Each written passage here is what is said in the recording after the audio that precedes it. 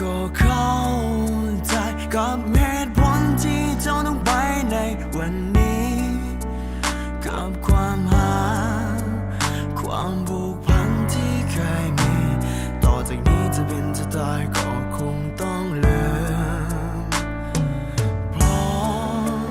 คนที่เจ้าฝันคนนั้นเขาคงจะมีดีกว่านี้กับความหาที่ให้ไปทุกนาที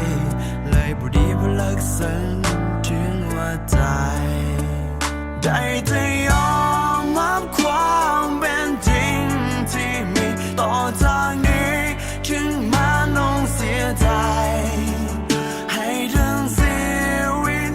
บวกกับลมหายใจแต่สุดท้ายมันคงยังบอกเพียงพอก็ได้แต่ขอให้นับจากวันนี้ที่จะพบคนที่ดีดังใจที่เจ้าฝันส่วนกับคนนี้ก็หัวใจที่ซ้ำก่อนจะยอมทนจะฟื้นในวันที่เสียใจ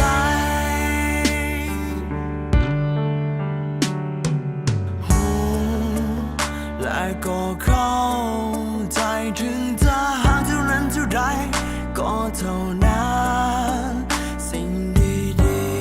ๆที่เคยมีให้กันจากนี้มันคงจะเป็นเพียงฝันไปได้แต่